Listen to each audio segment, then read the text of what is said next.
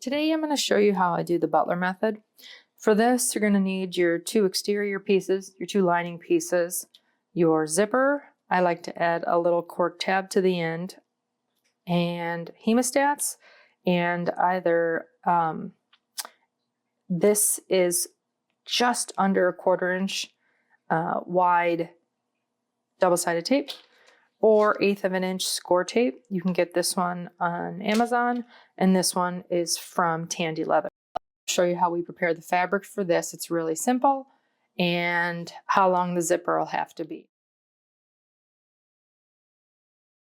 What you want to do is on the front piece of whatever the exterior fabric is, you're going to put your tape on it so that it extends all the way to the side, as long as you're using a zip that has a tab on the end. And you're not going to put any tape on this end where it's 3/4 of an inch, because this is where the open end of the Butler method will be. Then on the back side, so I don't screw these up. If I do when I put tape all the way across, it's not a big deal. You just kind of peel it off. It's just easier if it's not at those two spots. So you don't want to, so you mirror these pieces so that you know exactly where to put the tape. Because when they're together, they will be like this, like that. And so this is the end where the Butler method happens. That's why I do it this way. And so it's 3/4 of an inch in. Why do you ask 3/4? I use a 1/4 of an inch seam allowance, and you want to have a 1/2 an inch on top of that for your gap. Same goes for this end. So if you were using, say you were using a 1/2 inch seam allowance, then you would want to back this up by 1 inch, not 3/4. So it's always a 1/2 an inch plus whatever your seam allowance is on both sides. So for this, my zipper is cut because this particular, the width of this bag is 9.5 inches. My zipper is cut down to 8.75 inches, 8 3/4 of an inch. And then I take these little cork tabs that I cut 1 inch wide because it's a number 3 zip, and then I cut it 3/4 of an inch so it wraps from the front to the back. Yes, this is a raw edge. No, it has never frayed. I've done this for years and I have no fraying. You're more than welcome to cut it at 1 inch, lay it on there upside down, stitch it on, wrap it around, and then you'll have no raw edge on this side, but that's entirely up to you. So you have to decide if that's how you want to do this. So how we do this side with the no tape on this end, we're going to do the exact same thing here, except they're actually boop, boop, just like that. Because this is the part that will get sandwiched between this zipper, and as you can see, when I take it and flip it over on top of that, that's where we want no tape. So that's how we prep these pieces, and now I'm going to show you how I do the Butler method. Okay, so I have my 3 key components to doing the front side of the zipper. Now I'm going to do both sides. I want to show you completely how to do this. What you're going to want to do is peel off this tape, and then with the zipper down, you're going to want to line it up on this corner over here.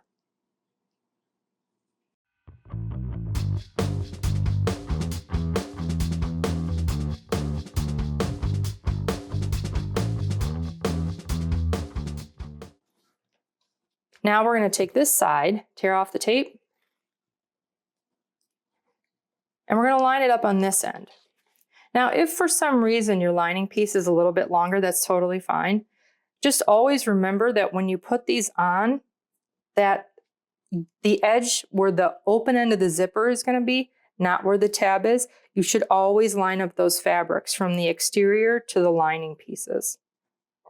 It's much easier to make sure that you're measuring exactly 3/4 of an inch in then. So now what we're going to do, we flip it back over so the exterior portion is up, and we're going to start stitching at the end that has the zipper tab. You can see the little tab right there. And we're going to make a mark at this end. What we want to do is mark it 3/4 of an inch in, because that is where we are going to stop sewing. Now don't get ahead of yourself and mark these pieces and think, well, I'm going to go do the other exterior piece. No, because when you do this, the exterior piece is not going to be the piece up. The lining piece is going to be the piece up. And it's not important to jump ahead and mark those pieces because this is not tough stuff. So now I've got my hemostats, and now we're gonna sew this on the machine.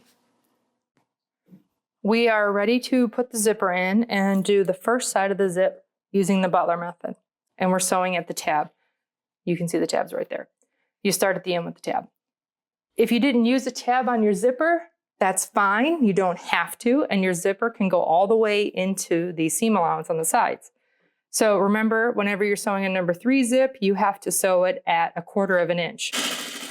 So now I'm coming up to the mark I made.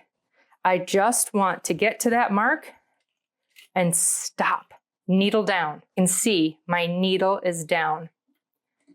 While the needle's down, I'm just gonna separate the zip. There we go. Take my hemostats. I'm gonna grab the zip, and I'm gonna pull it out at a 90-degree angle. You can see it's a 90-degree angle. And then I'm just gonna go slow and stitch straight across that. And continue at my 1/4 of an inch. Now, what I like to do, I don't cut the thread. I'm gonna go over it one more time. Again, holding this, done, that's it. So now you can see that we've pulled it out, and we've got that nice 90-degree curve of our zipper without having to tack it beforehand and mark it with a marking pen. It was all one fell swoop as we did it. All right, so now I'm gonna lengthen my stitch. And what I like to do, and I've told this to so many people, do not top stitch your lining. You don't have to, absolutely don't have to. When you do top stitch your lining at these ends and you go to turn it right side out, you get that weird angled corner and it doesn't pop out nice. Well, that's because you top stitched the lining. So don't do that. All right. So that's that. So now the front side is in. We can pop that, no biggie. You can actually zip it all the way to the end, no biggie. It's not gonna come out. So now what we wanna do is prep this and get it ready to put on the back portion of this bag. So we're ready to do the back side. Remember, we did this one so that this side was opposite, because when I lay it down, you're going to see, actually we're gonna put it this side up, and I'm gonna take this end and line it up on this side. So this is right side up, this is right side down, even though you can see the pretty side of this. Side of the zip. And you're gonna mark, I'm gonna open it all the way, it just even makes it even easier. Gonna put it on the edge here.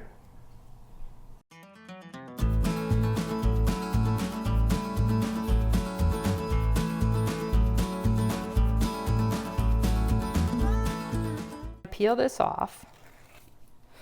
And remember, when we're sewing this, we're gonna start at this end. So now I'm gonna do the same thing. I'm gonna line it up on this end, because that's the end we wanna make sure that we're 3/4 of an inch in. And the reason we make sure we measure consistently on this side both times. Now this is a little over, so I'm just gonna bump it back a little bit. Because we want both of these to be pulled at the same 3/4 of an inch. So if I ended up lining up all my fabric at this end, it might be off. So I want to make sure that these ends are the same. And as you can see, everything's lined up perfectly on this side. And I'm going to mark this. We're going to sew this side now, and you'll see how the Butler method is going to turn out. You're going to dig it. We are all set to sew this side now. Remember, we've got the lining side up because we're doing the back piece, and we have to start at the end with the tab. There's tab, 1/4 of an inch, because it's a number 3 zip. Shorten your stitch, stitch forward, go back, all the way. Now I'm at the head, so I'm going to pull it back. It's okay if your zip is, or your needle's not down, no worries. So now I'm creeping forward and getting closer. I'm going to stop the needle when it gets right into that black mark.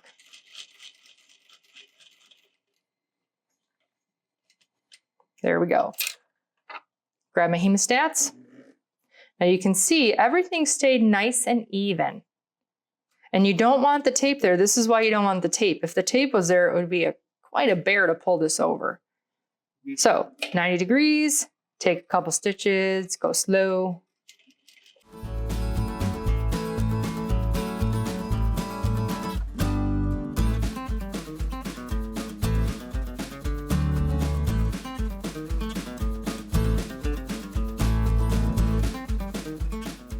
And that, my friends, is the Butler method. This and your pretty little 3/4 of an inch gap over here.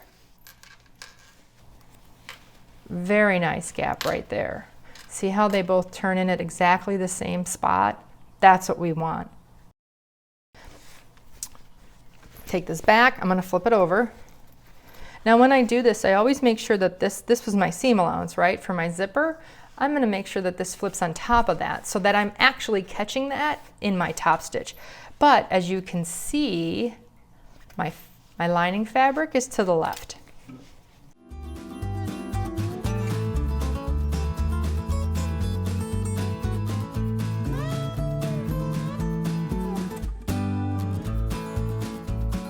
So you've got your 3/4 of an inch gap here. And when I sew this at 1/4 of an inch, there's going to be a lovely little gap there. And then you have this side right here, which has your beautiful Butler method. So now what we're gonna do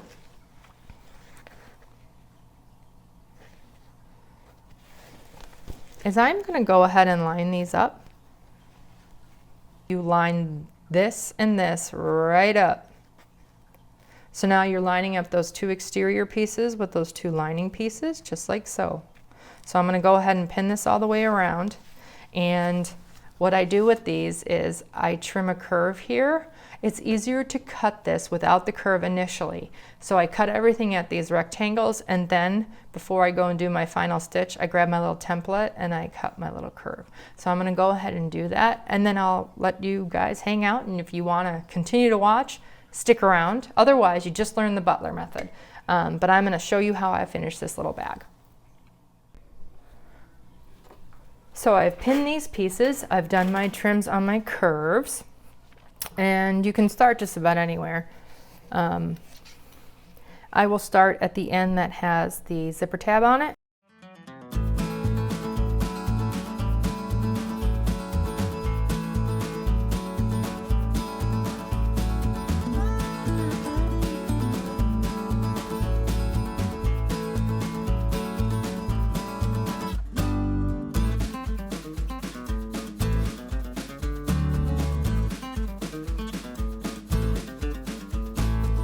So now I'm coming up to this, and this is going to be a hill. Not a horrible hill, but a hill. And so to make sure that I keep everything even, I'm going to throw this, my little hump jump underneath there. And there we go. He always pops out when he's done doing his job. And there's that. So now what I'm going to do is continue stitching.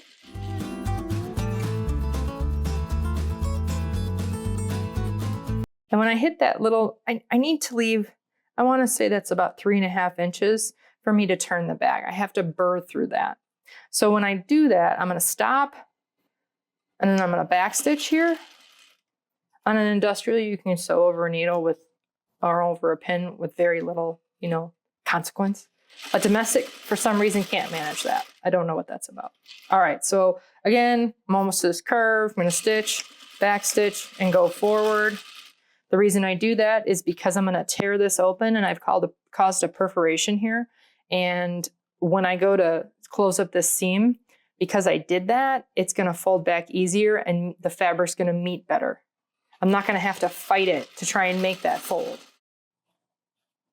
So now as we approach where we started, we just want to make sure, and I eyeball it, that we are getting right to that 1/4 inch seam. I'm going to pull out that pin, and then I'm just going to go over where I already started. And I always backstitch, I can't help it. Now if you want, you can make one more go around, but I'm feeling good about this. So as far as I'm concerned, I'm done with this, and now what I want to do is open this up right here so I can turn it right side out. So you can see I've stitched all the way around. even here in the lining. But this is where I did a little back stitch, and I did a little back stitch here, right there and there. I'm gonna grab my seam ripper. I'm gonna open that up.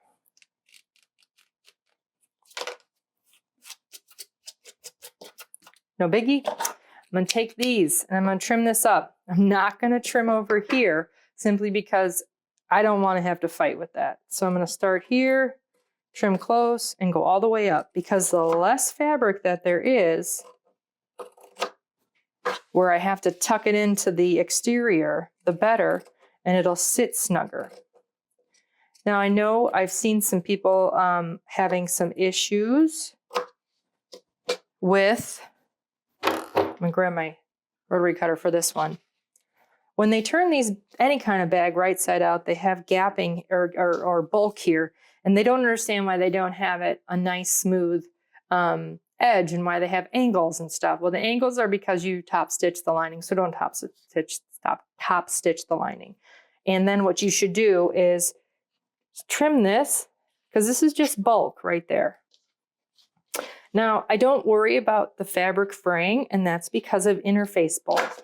So I interface my linings with P44F, and I interface my exterior with SF101 or woven fuse. Now I'm not going to trim all the way around. I'm only going to trim these curves here, these corner curves. Because when I turn this right side out, anytime you have a curve, the nicest you'll get it to lay is when you've trimmed it. So I use my pinking shears there. So now the zipper I use is from My Handmade Space, and the one I used this go around was a non-locking. So I didn't have to leave the zipper open when I was sewing this bag together, because I can pop it. So now when I turn my bags right side out, this is how I do them. I make it like a little basket. See, now those little extras, I'm gonna trim those because they'll bother me. I'll know they're there. So now you can see I've made like a little basket, right? So as I pull this out, I cause the least amount of wrinkles doing it this way. I'm still getting wrinkles, but I'm just not getting as much.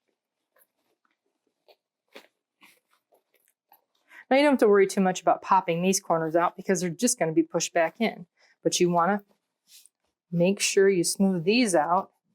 And you can either roller press them or you can use your iron. But this is not a very thick bag, so it's real easy to get all these wrinkles out. There's a few, not too many. And so now I'm just going to do this. And you can see, because I trimmed all of that up, I have a very nice little corner here. And I'm going to tuck this in.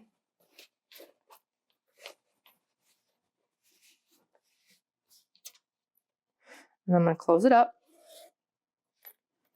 And you can see, you can even take this over and iron it if you like, but from here to there is a 1/2 inch.